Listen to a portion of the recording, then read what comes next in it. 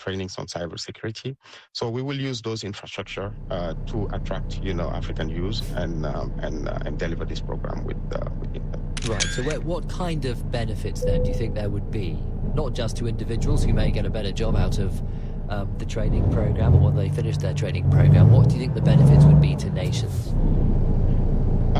The benefit to nations actually is tremendous. Let me tell you first that for us, what is important as African is that Africa should not be left behind. We missed the train for the first and second industrial revolution.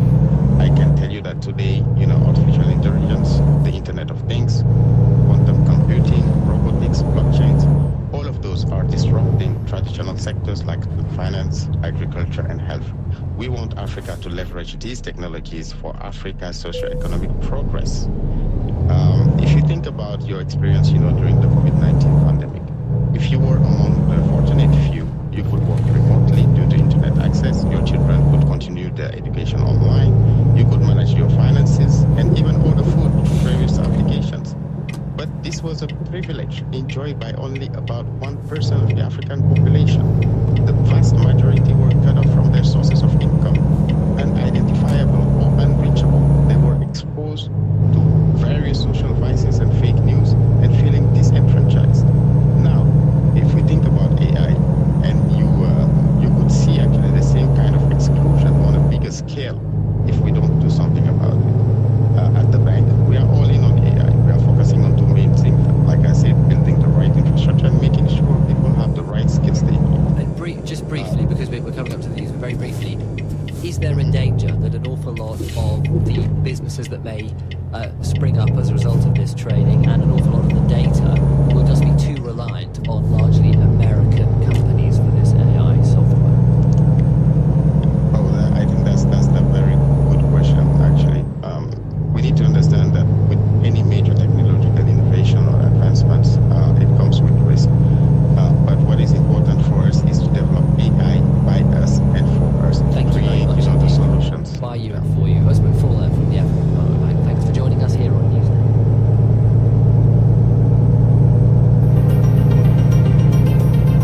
Distribution of the BBC World Service in the United States is made possible by American Public Media, producer and distributor of award-winning public radio content, engaging audiences, creating meaningful experiences, and fostering conversations. APM, American Public Media, with support from Ascensus, who helps people dream bigger, aim higher, and save more for retirement. See how Ascensus helps them get there at ascensus.com.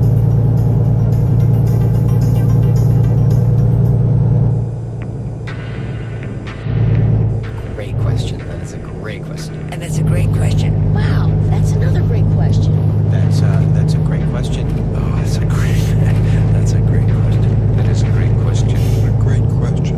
On Fresh Air, you'll hear unexpected questions and unexpected answers.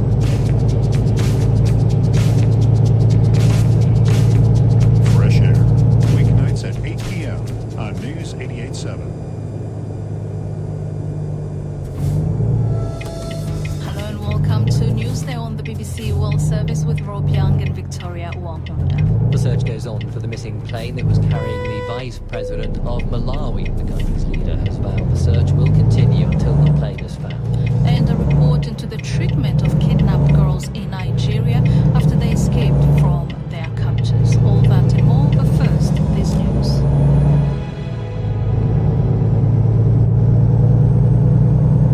BBC News with Emily Thomas. The US ambassador to the United Nations says the Security Council has voted for peace by backing a ceasefire plan for Gaza. Linda Thomas-Greenfield said it would save lives, bring home Israeli hostages, and help Palestinian civilians. The Israeli military says 4 soldiers have been killed in Rafah in southern Gaza. According to a statement, they died when a building rigged with explosives collapsed. A court in the United States has ordered one of the world's biggest banana producers to pay nearly $14 million in damages to the families of 8 men killed by a Colombian paramilitary group. A jury in Florida said the murders were carried out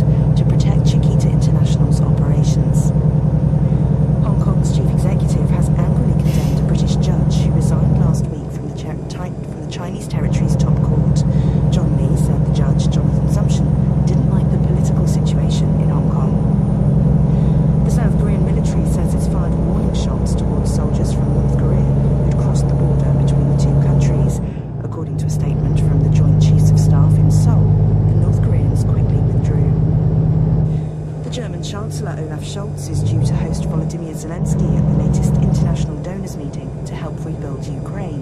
The recovery conference in Berlin brings together foreign ministers from the EU, NATO and the G7. The main shipping channel into the US port of Baltimore has been fully reopened.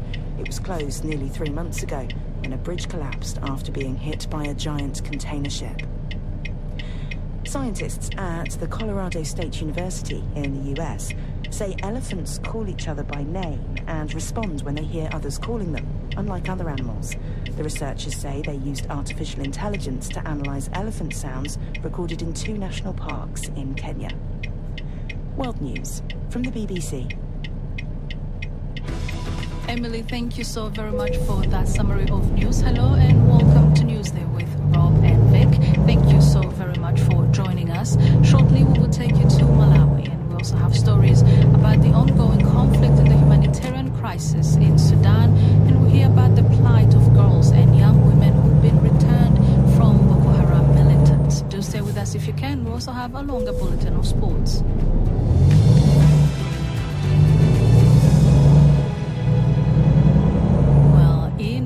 President Lazarus Chakwera has appeared on television to update the nation on the search for a missing plane carrying Vice President Saulos Chilima. He promised the search for the VP and 9 other passengers would continue until the plane was found. The Malawi Defense Force aircraft went off the radar after it left the nation's capital Lilongwe on Monday at 10 a.m. local time. Later, President Chakwera gave an update. I know that some media outlets have reported that the search and rescue operations has been suspended, but this is false. MDF soldiers are still on the ground carrying out the search, and I have given strict orders that the operation should continue until the plane is found. I ask you to pray for those who are on board and for their families. Well, an hour ago, I spoke to Malawi's Minister of Information and Digitalization, Moses Kukuyu, and he gave me the latest. The latest we can share is that the search and rescue mission being led by the Malawi Defense Force is still ongoing. It has been ongoing throughout the night, and we'll be holding an update in the next few minutes. But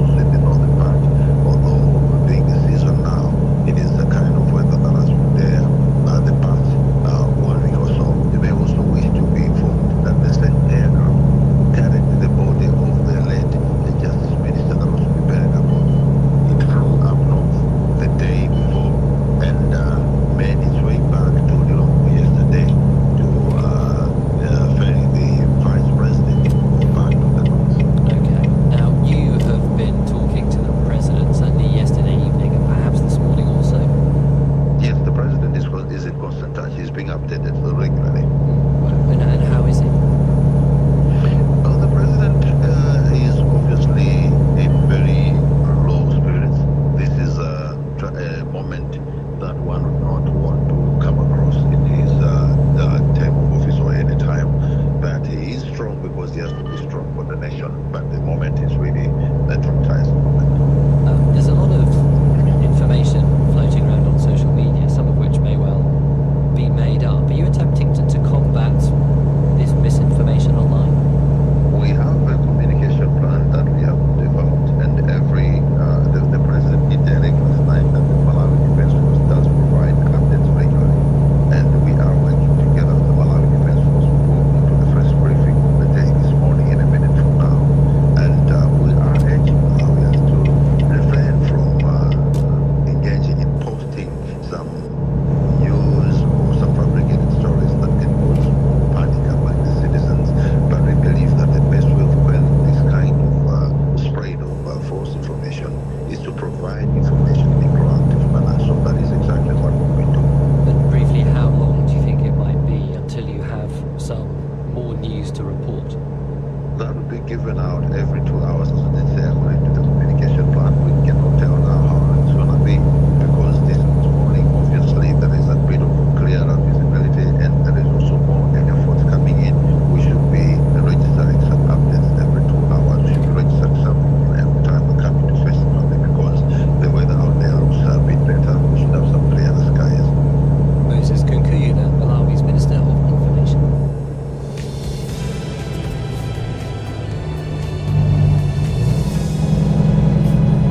If you've been listening to the program in recent weeks, you will have heard us bring you the troubling news about the war in Sudan. The country is in the midst of a civil conflict and war that started 14 months ago between the Sudanese army and its rivals, Rapid Support Forces, the RSF. Across the country, more than 15,000 people have now been killed and millions have been displaced. Yesterday, we brought you the latest from Al Fasher as aid group Médecins Sans Frontières, where Doctors Without Borders confirmed one of the last hospitals there was closed down after an attack by the RSF fighters. Let's now speak to the Right Reverend Toby Holmes, who is the Anglican Bishop of Bradford in northern England. He's just visited Sudan. Good morning to you and welcome to the program. You were in Sudan for 2 weeks, I believe, and just give us a sense of what you saw there, the stories you heard by the people that you met. Good morning, Victoria. Yes, it was just a week. We got back last week. I was there with the Bishop of Leeds, and we've had a relationship between the churches here in Yorkshire, in the north of England, and the Episcopal Church in Sudan for about 40 years. So we know one another very well. We've had visits both ways. This is my third time to visit, but we haven't been able to visit for a whole year, as you say, because of the war. So it was really good to be able to go there again, basically to show solidarity with our friends there and to meet people and to see what's going on there in Port Sudan. We especially went to see Archbishop Ezekiel Kondo, who's the Archbishop of the province of Sudan, and he had to flee Khartoum with nothing except the clothes on his back and his mobile phone. Ended up in Port Sudan, and his office there is a desk in a rented house with nothing else. He has a computer, that's all. But it was heartbreaking hearing some of the stories from people. One pastor who I had met before, who I knew, I saw him again this time, and he had 3 soldiers had broken into his house in Khartoum. He had been beaten up for hours, and then they asked him the question, how do you want to die? And he was smuggled out by a neighbor through a hole in the wall, spent days escaping people through Sudan, through Khartoum, and ended up in Port Sudan as well. But also just wonderful stories as well. A lovely woman who found people on the seashore who had fled and said to them, come, I've got a plot of land, come and stay with me. What I have, I'll share with you. And this is what love does, she said. And this, so, yeah. Some of what you're now telling is what we've been hearing from so many people that we spoke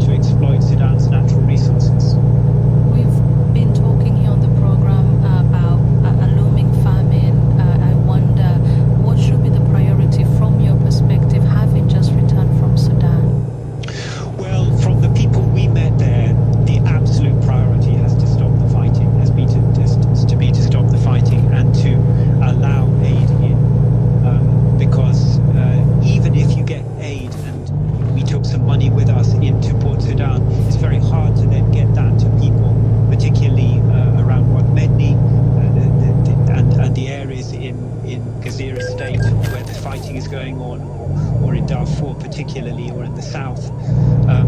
And so there needs to be an end to the fighting, and I think that's got to be by turning off the taps internationally from those actors who are pouring arms and money into the country.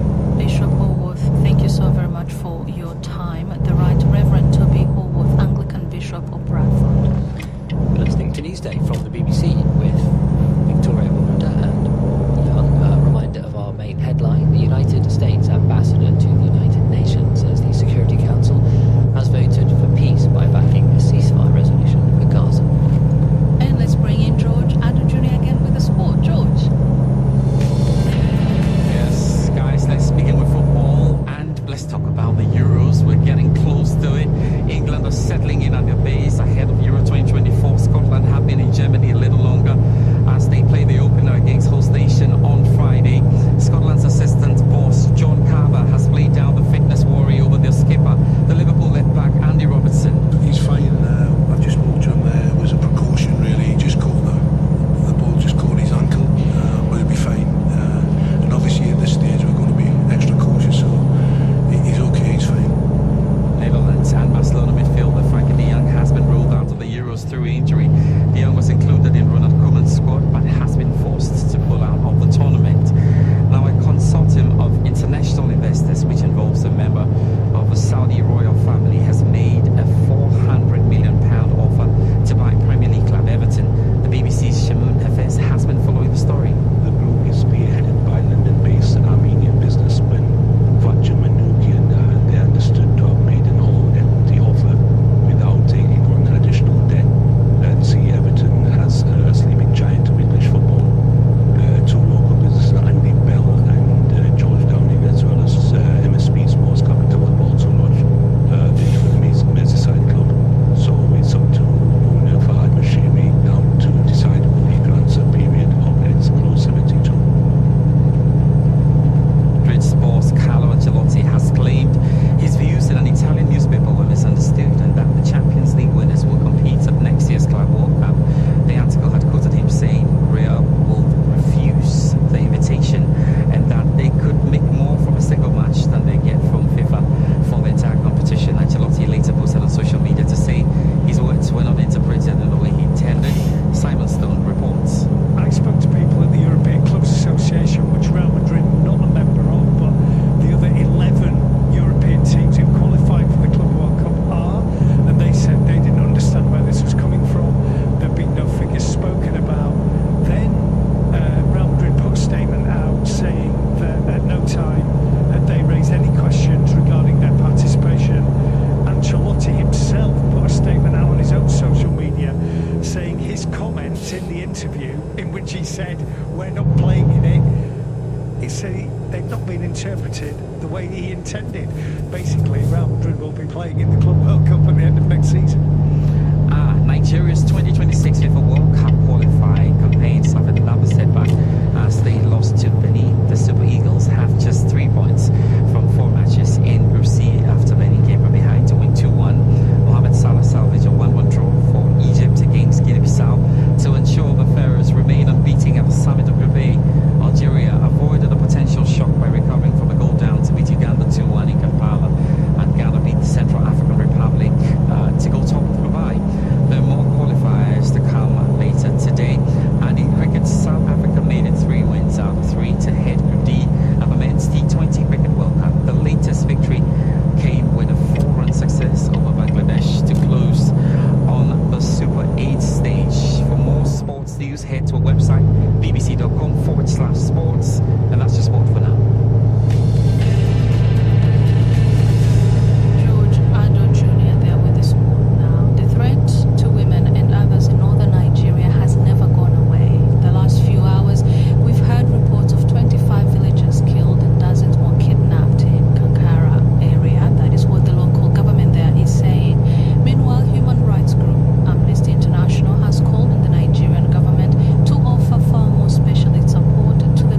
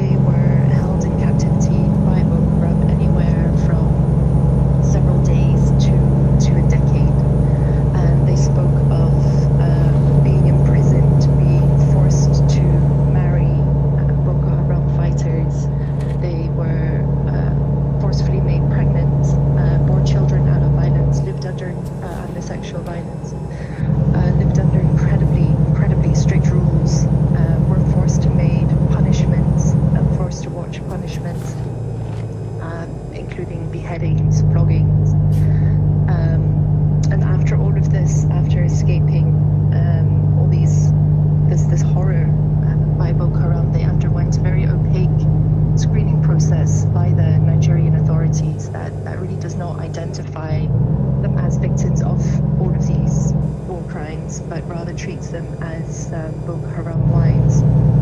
And they were held. I just wanted to briefly for you to explain what these screening processes that you found that the girls go through, what do they entail? So when these girls and young women are able to escape from Boko Haram activity, they come into government-held territories where they encounter soldiers, and the soldiers then ask them some basic questions to determine their association with Boko Haram. And overwhelmingly, these soldiers did not ask them, which is an obligation of human rights or in international law. They did not ask them whether they freely entered into these marriages and what ages they entered the group, but rather they would ask them, where is your husband? And really, and sometimes also insult them for being Boko Haram wives and killing other people. And so after the screening process, many were either left to fend for themselves in displacement camps amidst millions of other people in need of care, or were subsequently detained in unlawful military detention. So you've been calling for specialist support for the girls. What could you tell us more about that? Well, the girls themselves expressed desires to become financially independent, to support themselves, their families, and their children, which they often gave birth to in captivity. They want to put their children to school. Many identified access to education as their top priority and said they wanted to become doctors, nurses, teachers and lawyers. Their needs are many. One girl who spent around 10 years in Boko Haram captivity said she wanted to start her life afresh, but there were so many things she needed, she just didn't know where to start. And this is where we say to calling on the Nigerian government and its international partners to start with that specialized support for them. Nikki Frederick, the author of the Amnesty report. Now, this is a reply that the Nigerian army gave to Amnesty International. They called the report that it's full of unsubstantiated allegations and said, and I'm quoting what they wrote to them, the Nigerian army places great importance on the dignity and sanctity of human life during its operations, with particular attention given to safeguarding the vulnerable individuals affected by insurgency in northeast of Nigeria. We'll get across the African continent now to Tanzania. The coral reef surrounding Menemba Island in the Zanzibar archipelago is under threat from warmer sea temperatures, illegal fishing and damage by tourism, while locals have now come up with an ingenious solution to try to preserve both the reef and their own livelihoods. BBC's Alfred Lastek reports from Zanzibar. In Menemba Island, a hidden oasis off the northeast coast of Zanzibar, several ocean rangers dive deep into the sapphire waters. The divers are part of a team to restore the island's famous coral reef, known as one of the most important nature reserves in East Africa. Over the years, the coral reef has reduced its cover by 55%. Initially, the area faced significant pressure from tourism. Bakari Jah is the coordinator of African Foundation Zanzibar. With 200 boats carrying at least 400 guests entering an area of only 200 square meters simultaneously. In September 2021, local communities began collaborating with NBON, a non-profit responsible tourism organization, and African Foundation to repair the reef, protect the marine conservation area, and support sustainable fishing. We have witnessed corals regenerating, even at significant depth.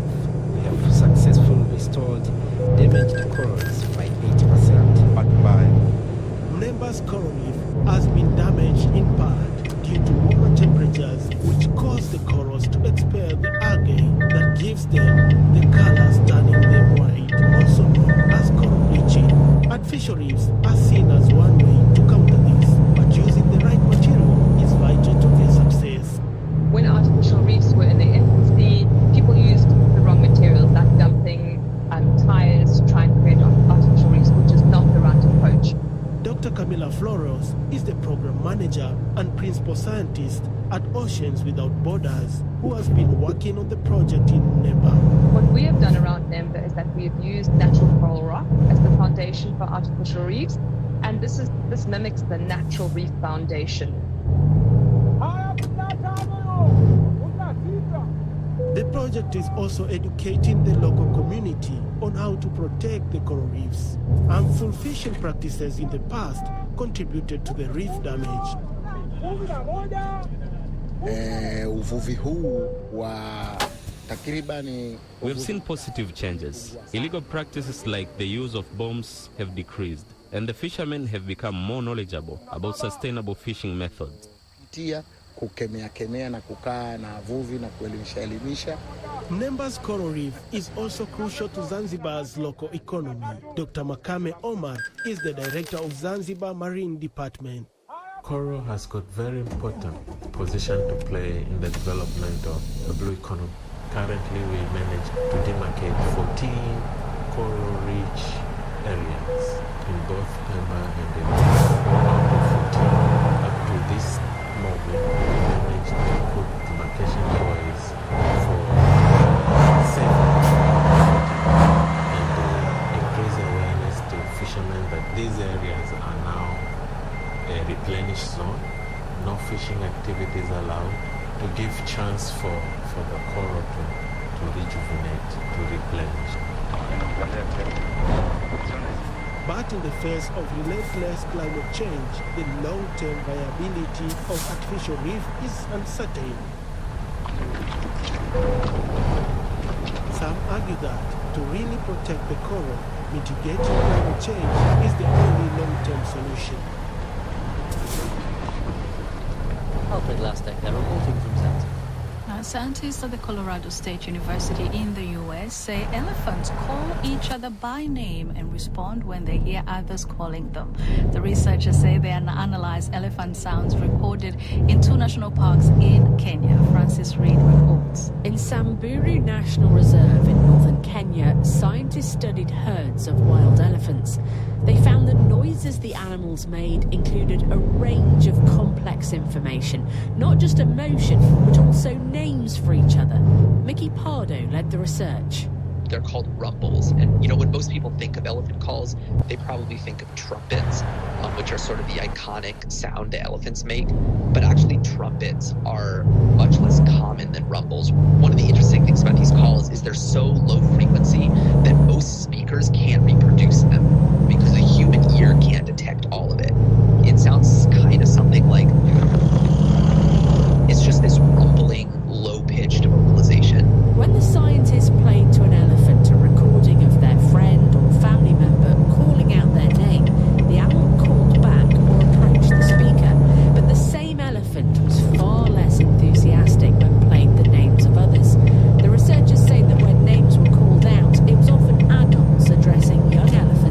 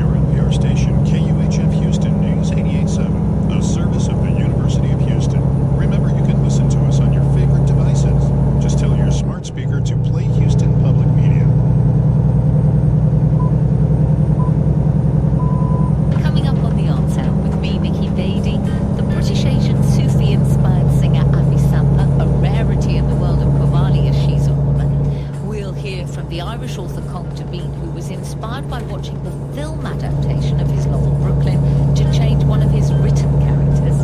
The legendary American band The Beach Boys talk about growing up. When Good Vibrations went to number 1 in 1966, New Musical Express said the Beach Boys were the top group in Great Britain, number 2 being the Beatles. You know, if they came out with Rubber Soul, then we'd come out with Pet Sounds, and then they'd come out with Sgt. Pepper. So it was a rivalry, but it was a good thing because it drove each group to do better.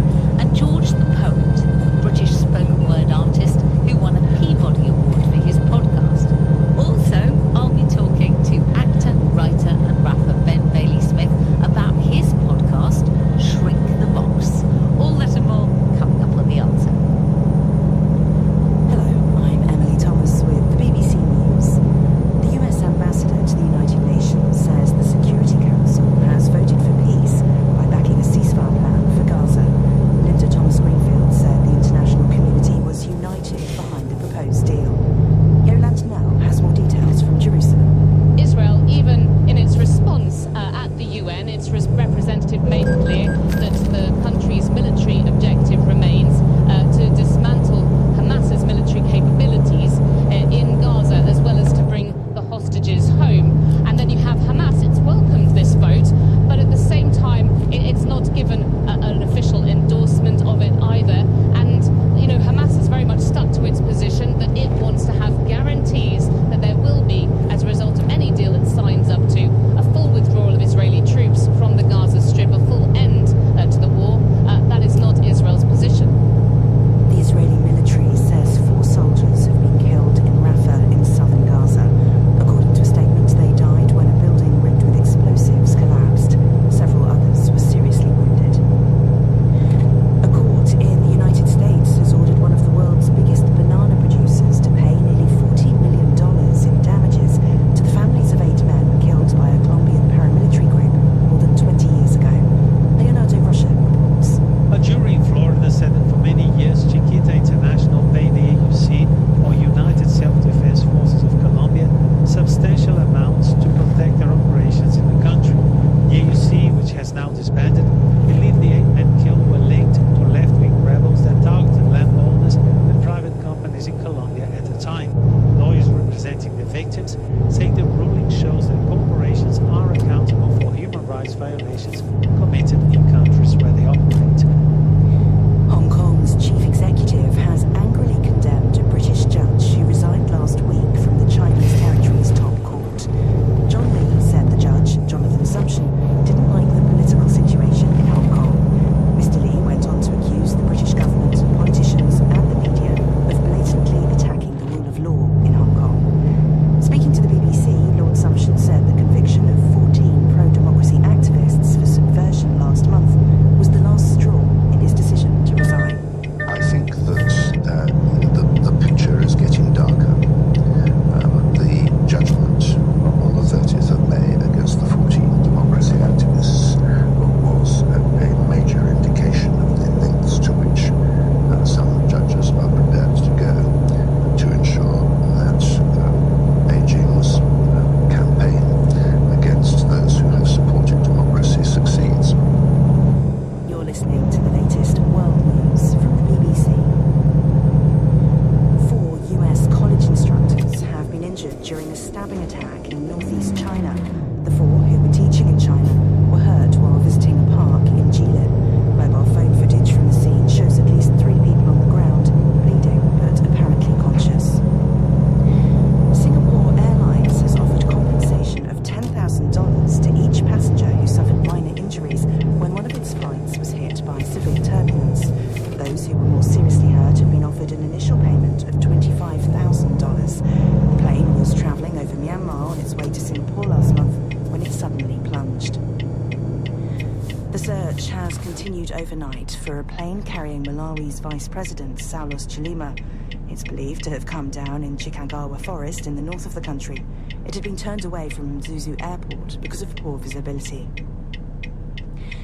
Scientists at the Colorado State University in the US say elephants call each other by name and respond when they hear others calling them.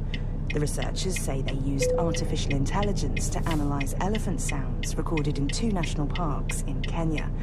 When the scientists played to an elephant a recording of their friend or family member calling out their name, the animal called back or approached the speaker.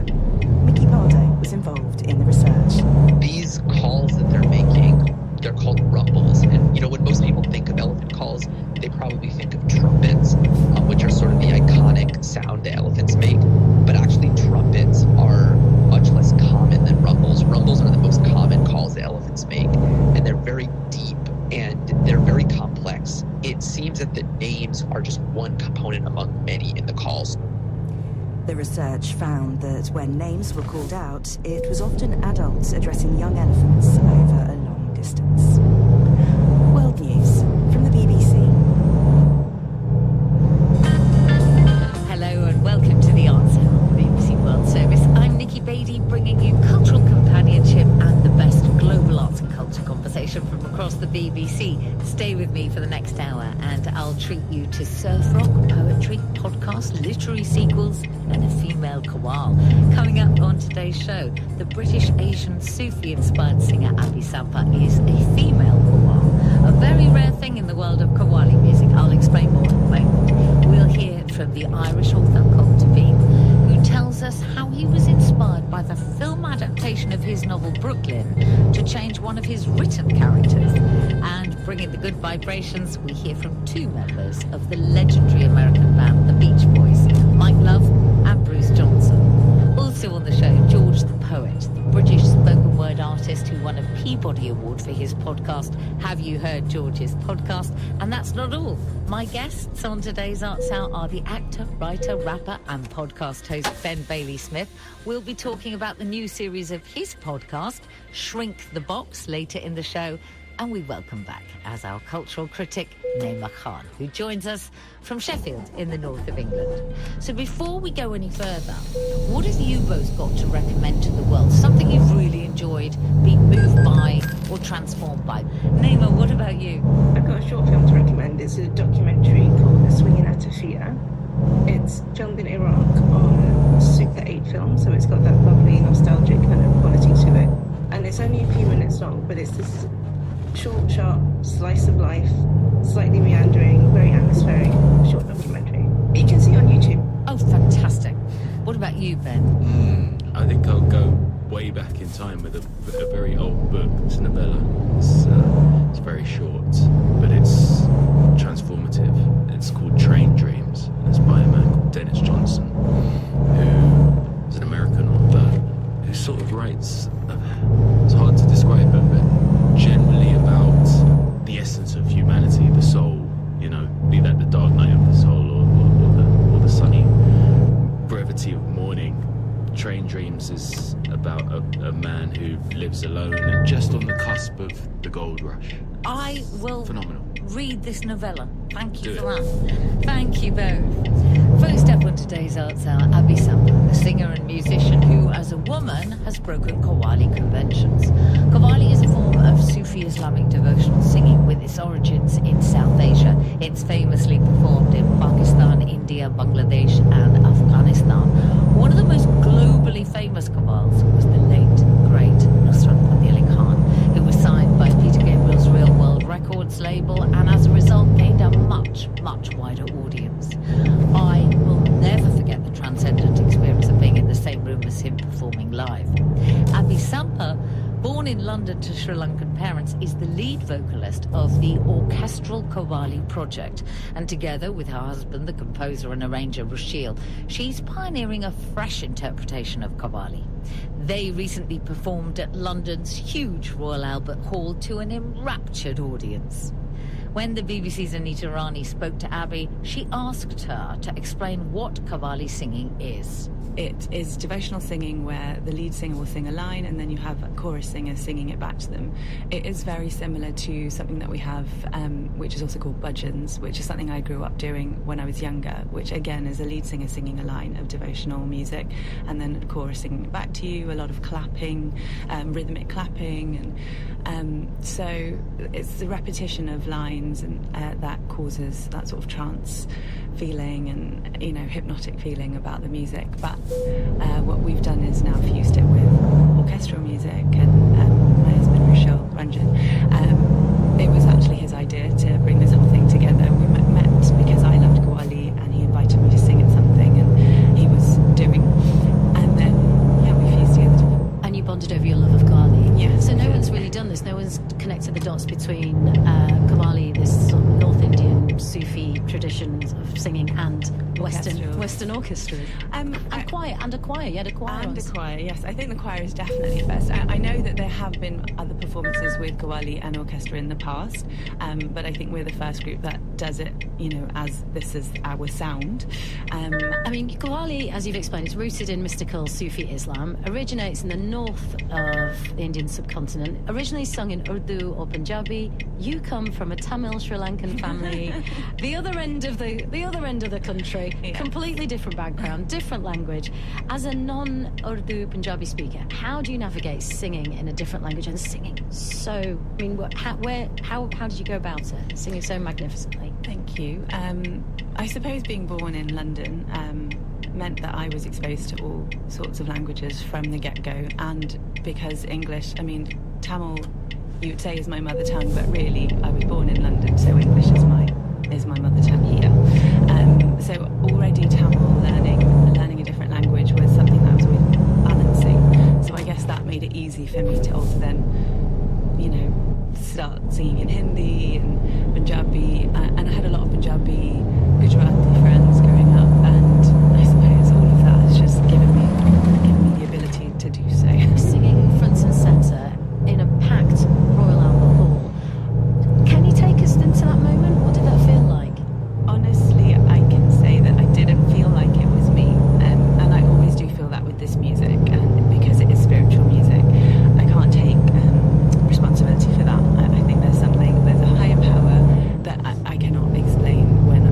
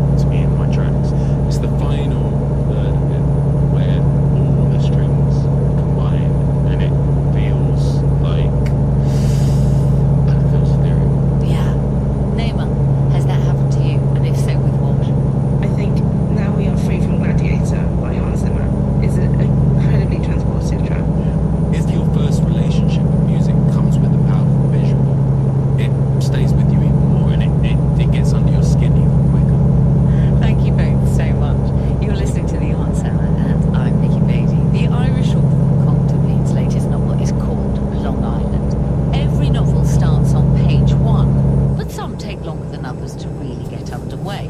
Not Long Island. Those who've read the author's novel Brooklyn or seen the film version which starred Saoirse Ronan will already know Ailish, a girl from Enniscorthy in Ireland, forced to choose between Tony, the American man she's married secretly, and Jim, who she meets when she returns home for a family funeral. As this follow-up book begins, Ailish is still married to Tony 2 decades later, and they have 2 children. It's a secure, unremarkable life which is irreversibly altered by an unexpected caller at the door. And after he said what he came to say on page 2, nothing can quite be the same again. The BBC's Tom Sutcliffe asked Colm Tóibín about writing a sequel and starting it in such a way. I think it made it necessary, in other words, that if you're writing what's called a sequel, and you just go straight into on the next morning, you know, she woke up early, she went downstairs, she looked out at the cloud, billowed across the sky. You just say, yeah, but I mean, if that was needed, why didn't you tell us that in the last one? So you do need to do something new, and you need to make the book a sequel to its opening 3 pages, as much as it is a sequel to the previous novel. So you need to go in to say there's a very good reason why I'm telling you this story.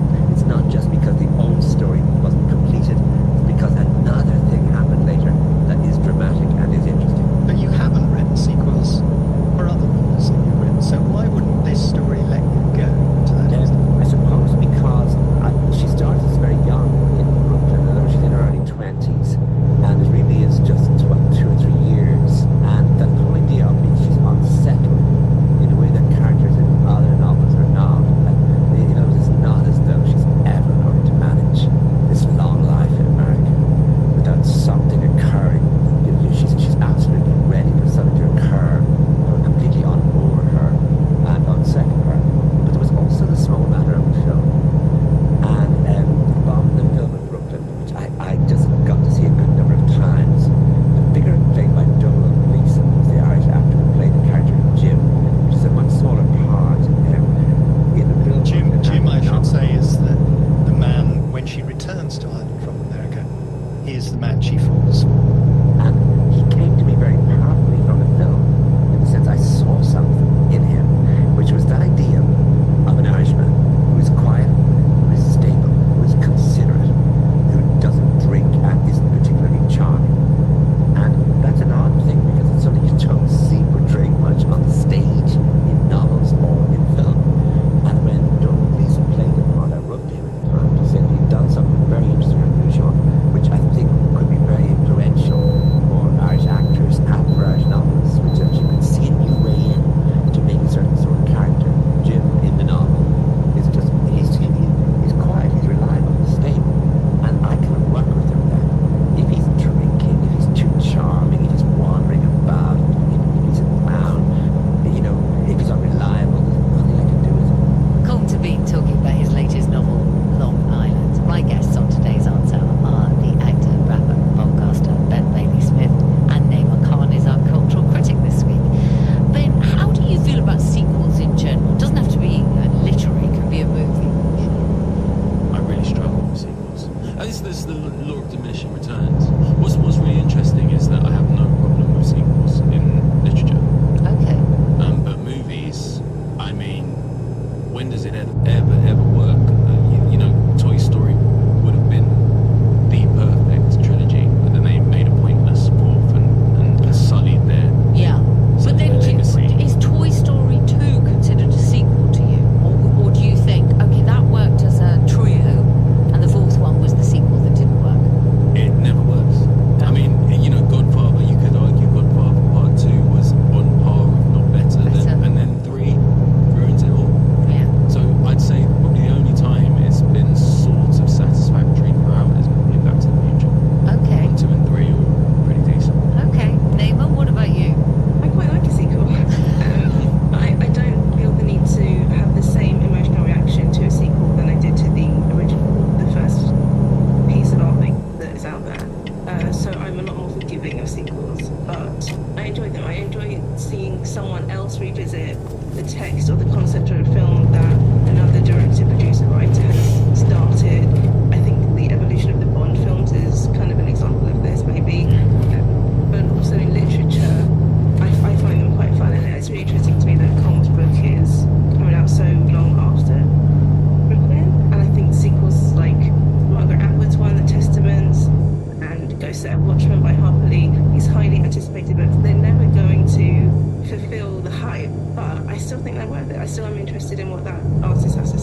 couldn't agree more when it comes to literature. And I think it is different. I think the thing that annoys me in movies is so much of the time it just feels like a cash grab, and there's not enough thought that has gone into it.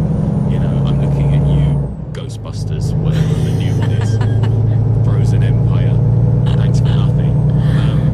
You know, whereas with books, the amount of thought that has to go in to making that decision to sit down there for a year, 2 years, 3 years, 4 years, maybe more, to recreate this world. There's a tenderness, there's a care, and there's a duty of care that goes into that. Thank you both. I remember whilst plundering my parents' vinyl collection, discovering the Beach Boys' Pet Sounds album and the 7-inch single Good Vibrations, and it was a musical epiphany for me.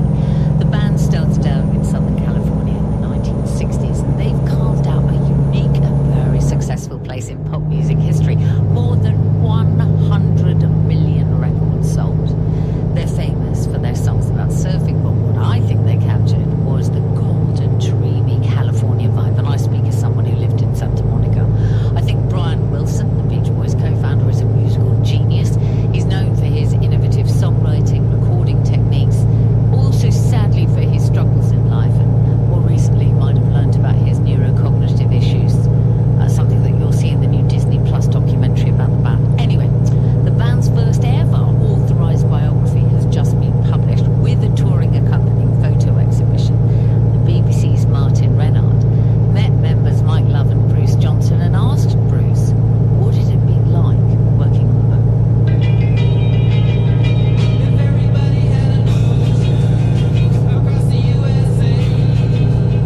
It was a joy.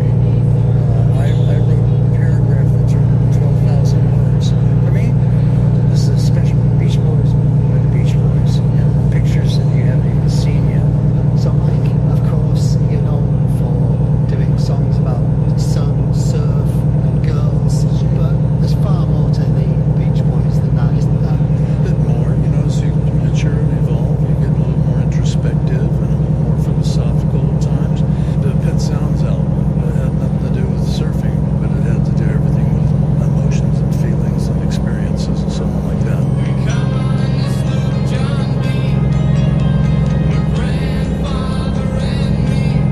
Effectively, the Beach Boys became two groups, the recording group and the touring group. Now, Brian decided to leave the touring group in the late 1964.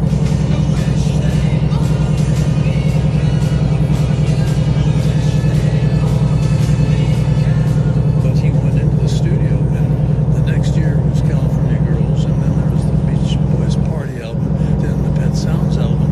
He was able to create so much product that we'd come in and sing on, and I'd maybe write some words if he didn't have the lyrics. Bruce, if I could just walk you over here to one of the pictures from Pet Sounds. So this picture of us in the studio, Brian would put everybody around the piano with him and dole out vocal parts. And then if they weren't right, he'd say, "Oh no, do something else," and he could just do it. It's hard to do that.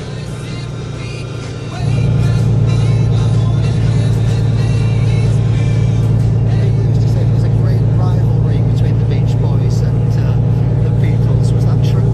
It's kind of a mutual admiration society. I mean, when Good Vibrations went to #1 in 1966, New Musical Express said the Beach Boys were the top group in Great Britain, #2 being the Beatles. You know, if they came out with Rubber Soul, then we'd come out with something, you know, with Pet Sounds, and then they'd come out with Sgt. Pepper's. Yeah, for a while there, I think it was a rivalry, but it was a good thing because it drove each group to do better. I love the colorful clothes you wear. The song around that time, Good Vibrations, which a lot of people see as a revolutionary song. What do you remember about Good Vibrations, Bruce? I remember the label getting mad because Brian was spending so much money. He worked several months and we worked 2 nights with the vocals. Mike Love and Bruce Johnson from the Beach Boys talking about their book, The Beach Boys by the Beach Boys. My guests on today's Arts Hour are Naima Cullen. She's our cultural critic this week, and actor, rapper and podcaster Ben Bailey Smith.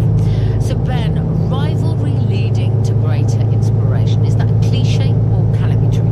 I think it's definitely true. I think artists all the time, and not just in creative arts, I think in all the world of business, whatever you do, you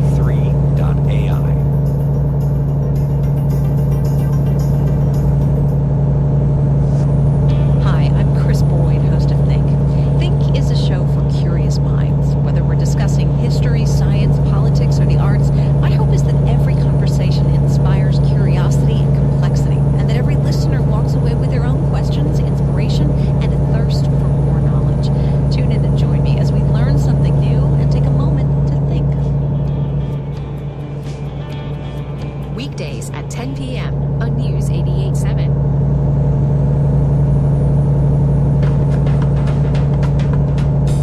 Still to come on the Arts Hour with me, Nikki Beatty, George the Poet on his Peabody Award-winning podcast, and I'll be talking to the actor, writer and rapper Ben Bailey Smith about his highly original podcast series, Shrink the Box.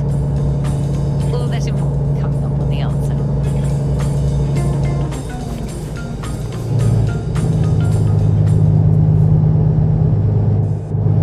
BBC News with Emily Thomas. The US ambassador to the United Nations says the Security Council has voted for peace by backing a ceasefire plan for Gaza.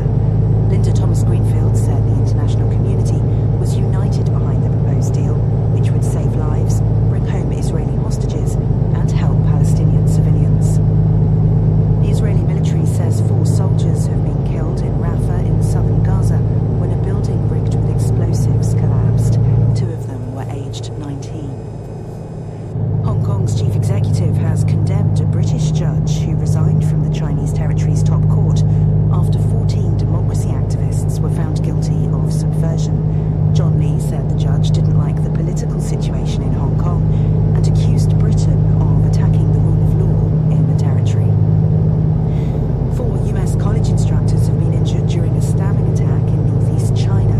The 4, who were teaching in China, were hurt while visiting a park in Jilin. The German Chancellor Olaf Scholz is hosting Volodymyr Zelensky at the latest international donors meeting to help rebuild Ukraine. The recovery conference in Berlin brings together foreign ministers from the EU, NATO and the G7. The search has continued overnight for a plane carrying Malawi's Vice President Salos Chilima. The military aircraft is believed to have come down in Chikangawa Forest in northern Malawi. The South Korean military says it's fired warning shots towards soldiers from North Korea who'd crossed the border between the 2 countries. It said the North Koreans quickly withdrew. Scientists say elephants call each other by name and respond when they hear others calling them. Researchers used artificial intelligence to analyse elephant sounds recorded in 2 national parks in Kenya. BBC News.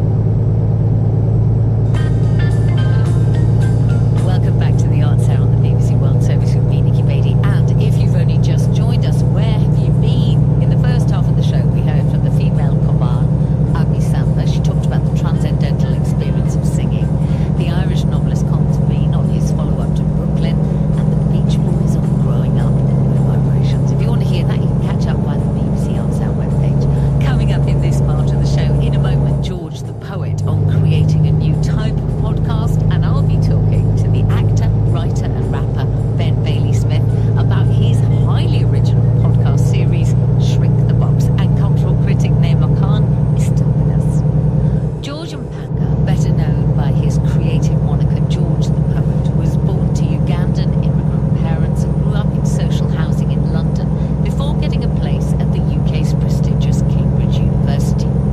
He's a British spoken word artist whose debut verse collection, Search Party, was published in 2015 to huge acclaim.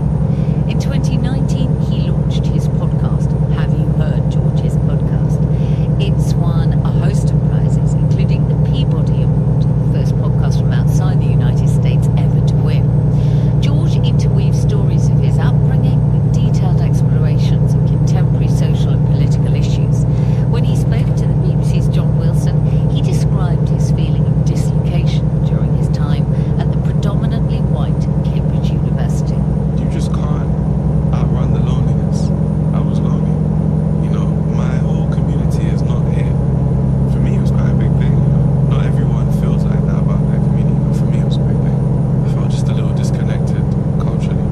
Is that because also you were trying to sidestep the expectations of, you know, as you say, you away from your community? Yeah. And if you were stepping up in the student union, doing some raps. Yeah, I didn't want to feel like a caricature. Now, this is what I mean about community and how lonely I felt. If I did those exact same raps in my community, I wouldn't be a caricature. But here, I would have felt like I'm doing an impression of a black person for a white audience, which made me uncomfortable. I'm not necessarily saying I'm the hero of the story. I might look back on that one day and be like, I shouldn't have adjusted my style. but I feel like I sounded better as a poet, and many people in my life have co-signed that observation. Arguably, you have reinvented the form of the podcast and turned it into a kind of art form. What does a podcast episode do for you? What does it allow you to say that you couldn't say in a poem or in a hip-hop track? I feel like much of our public conversation is stymied by the aversion to nuance and details. But, you know, I formed the poetry that I do. I formed that approach while I was in uni doing real research. And my dream was always to normalize the kind of research that I was doing, democratize it so that it's not locked away in ivory towers. So the podcast allows me to do that. It allows me to explain. Some of my podcast episodes are 5,000 words long. So it is about the same as a detailed essay. They're rhyming essays. Rhyming essays was the first brief that I set myself. Really? Back in Cambridge, yeah. I used to have to write 4 essays a week, and I was starting to get into this poetry thing, and I was like, it would be great if one day I could write a rhyming essay. Each one of them is like a lecture, almost. Yeah, a lecture, yeah. Does it make it, I mean, it must make it more complex to then tell that story. It's infinitely difficult. And you do like the rhyming couplet, don't you? Yeah, it's the hardest thing in the world. I tell my wife all the time, this is so hard. And it's so boring at first when I'm on my own, thinking of how to rhyme a political concept in 20 seconds. It's not fun, but it's, you know, worth it. How do you work that out then? I mean, just give us a sense of, you know, you're looking back at the post-colonial history of Ghana and independence and political machinations going on. How does that work when you have all that research and then you're having to turn it into a poem of sorts?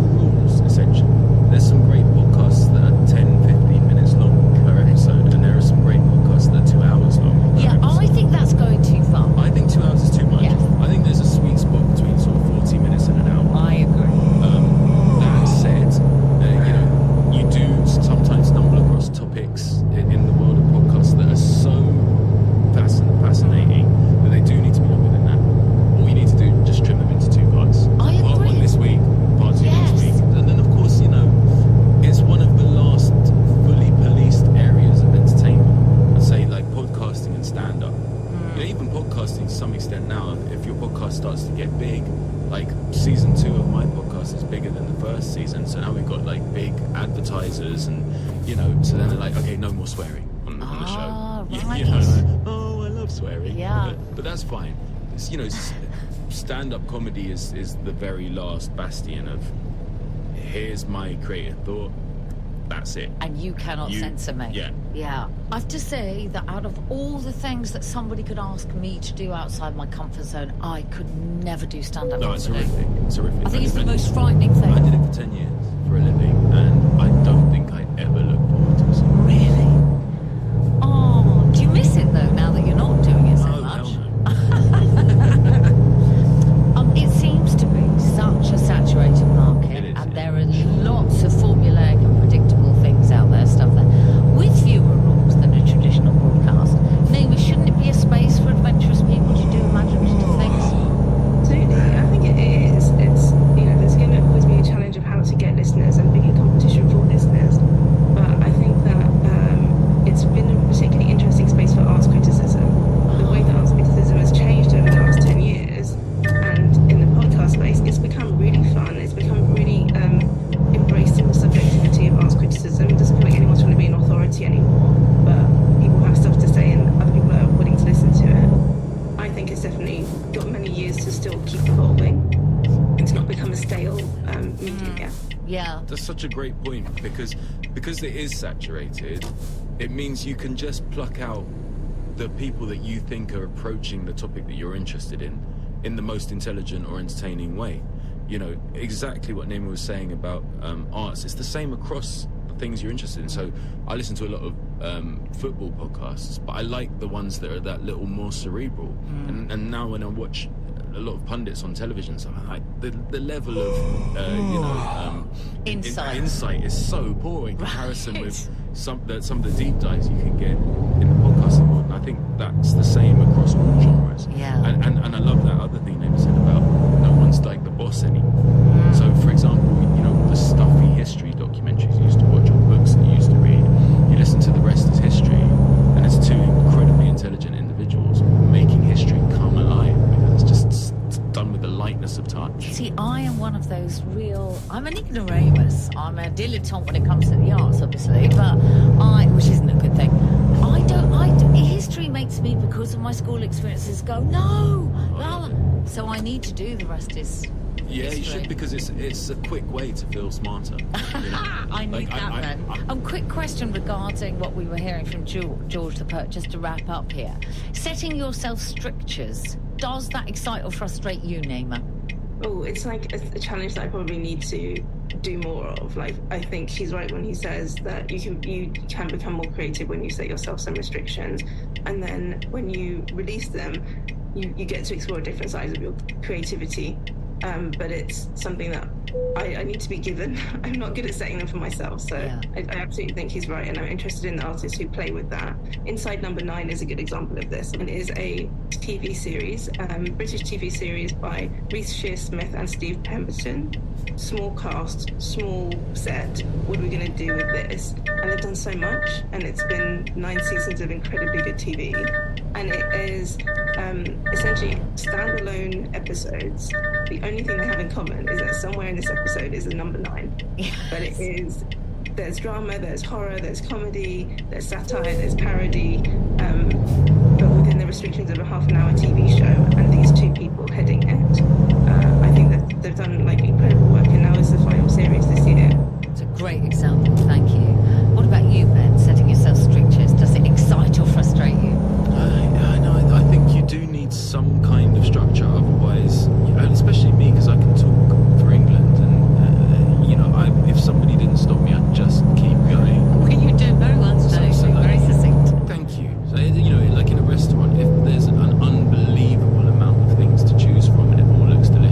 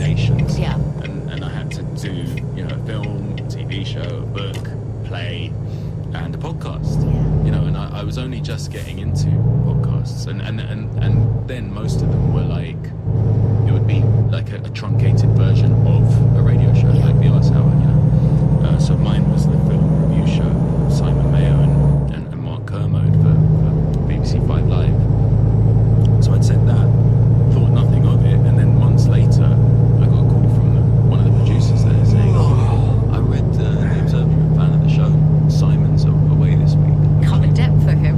And I was like, oh my gosh, and like, I loved that show, but obviously I've never done live radio before. So the throwing to the news and going to Manchester and coming back, oh, there's some breaking news, can we do it? I found it all terrifying. Right.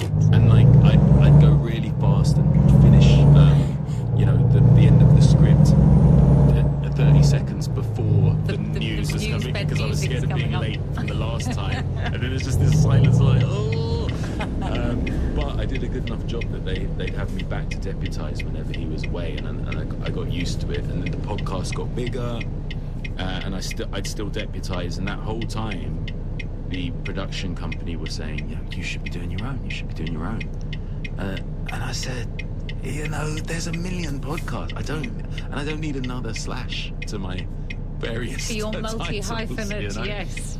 But then a lady called Sasha Bates came up with this concept, and they put the two of us together, and I thought, wait, this is genius. Because the thing is, now Sasha's moved on, and we've got Namone Metaxas, as you say, in season 2. A lot of people say to me, I see you've done a podcast. I was reading what it's about. What's the point? It's like pointless. It's like, it's not even real. So you're just talking about fictional characters. Really, you're just talking about how good the writer is. Say, that is just the route into the show. Exactly. The show is really about humanity, the psychology of being alive. What is the deal with being us? Let me ask you though, as an actor, have you always thought deeply about the psychological makeup and backstory of your characters? Has that always interested you? It interests me, but only in terms of bigger characters. I've sort of slipped into a pretty steady role now of character actor, and I'm a supporting actor. You'll have much more longevity. Yeah, I've been in a lot of massive shows, amazing stuff, award-winning stuff, The Sixth Commandment, you know, Star Wars, Andor, you know, some incredible stuff, and I'm really, really proud. But I'm not a number one on the cast list, and that's absolutely fine by me. Yeah. And I think if you are a supporting character, you're more thinking about almost the psychology of the other bigger character that you're working alongside. Sometimes, you know, there's elements to a character that I'll play where I have to remind myself about the experiences that character has had in order to deliver in this particular scene. But on the whole, I find acting really instinctive. Right. Have you ever been in therapy? Yeah. I wouldn't do this Shrink the Box if I hadn't. Oh no, so on the contrary, we were very impressed by the way that you would ask the psychotherapist in the studio, what do you mean by this? But obviously, that doesn't mean you've had therapy or haven't. Yeah. So we quite like the fact that somebody wouldn't know, and therefore would be the voice for those of us listening. Absolutely, I feel like I've had loads of therapy, by the way, can you tell?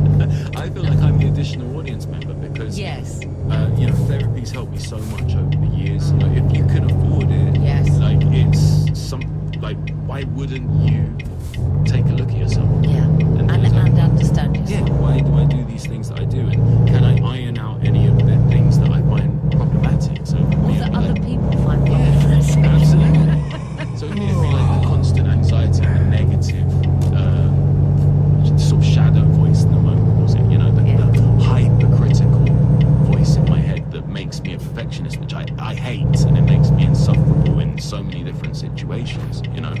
It's something good to work on, why not?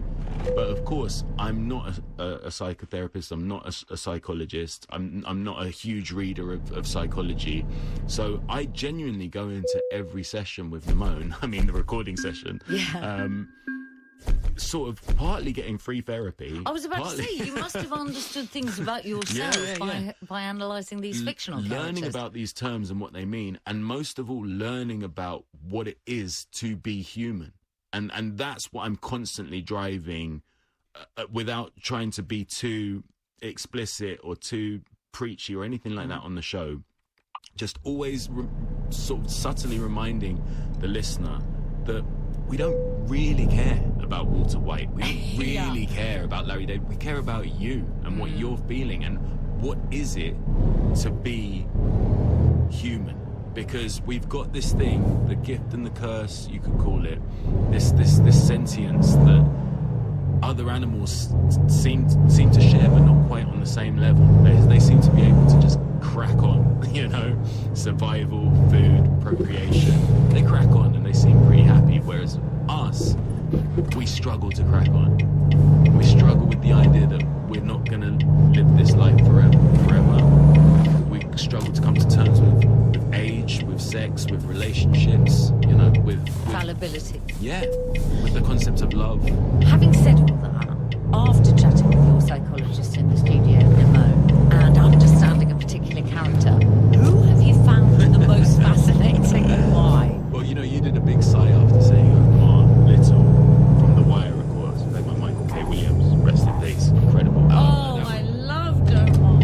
I really could. That was when we first started putting a list together in the first series, I was really looking forward to that episode because he's a character that I've talked about just with friends and stuff over the years since that amazing series first aired. And I think to this day he is one of those characters that is truly unforgettable because you just think, when have you seen we've all seen a black gangster portrayed on film, we've all seen a black drug dealer. When have you seen a poetic, philosophical, chess-playing, gay, thoughtful black gangster drug dealer? I'd never seen it before or since. Even though you'll always get mimicry when there's great characters, I think he's one of the all-time great television characters of all time. Me too. Naima, it just makes me think, is there any character that you would like to see analysed, therapized, or like to have insights on? I think the characters from The Office, maybe. Really have a field day. American Exactly. Office or UK Office? I was thinking UK, partly because I think one of the interesting things about Ben's podcast is revisiting how the public responded to characters and thinking about who were our favourites and why did we like them so much. And looking at them now, years later, and in more depth, how messy and uncomfortable that can feel. I think The Office is one of those shows where I kind of loved and hated everyone a little bit, but for some people, some heroes did emerge. And why was that? Why was there such a public resonance with these people, even though we knew, it was really obvious how very flawed they were? That to me would be interesting. I mean, I presume that these characters that you are choosing, and the next season is on the way, I do hope, that they have to be speaking English. You're not analysing it, or have you thought about? No, not necessarily. Okay. I mean, it affects the clip because we pepper it with audio clips, which just gives it a lovely sort of texture. But we're not averse to that at all. I mean, we're in discussions about Shogun at the moment, which is mainly Japanese. Yes, so, it is indeed. Obviously, we'll probably use the few English clips that we can find, but I mean, absolutely, we're open to anything. I mean, we'll get a flood of emails now recommending things from all over the world for we've you. been discussing Lupin, which is a French series. So, no, absolutely, the language is not a barrier. Like I say, it's about humanity. It's about the human condition. Do you have somebody that you haven't covered so far that's on your wish list that you want to tell us about? I'd like to. We did touch on Succession. I'd like to go back. I just think he's hilarious. I think that's a double episode. Very possible. And, somebody who is outwardly sort of gross, but also strangely honest and vulnerable. Yeah. And I think most human beings, I think we all just have our outward face that we plaster on before we leave the house. Yeah. But we're all a bit of a mess. Completely. So you are an actor, comedian, Yes, rapper, tick. screenwriter, Correct. songwriter, Yep. producer, a voiceover artist, Yep. podcaster. You have two names because you're also known by your rap name, your professional name, Doc Brown. So we could describe you as a polymath or a multi-hyphenate. How do your children describe you? boring. Is that what they say? Well, they're teenagers. You know, my daughters are 18 and 16, and they have their own cultural life and interests. So it's very rare that I can impress them unless I'm working with someone that they worship. So that sometimes happens, and then I'm briefly cool dad, and then it's just back to being boring. Who, by the way, have they thought was cool that you've worked with lately? Just out of interest. I'll tell you what, there was one time where I was on a shoot and I was working with a stylist of a boy that they both fancied. Ah, okay. That's how tenuous it was. I was working with a stylist. I love it. I love it. Ben Bailey Smith,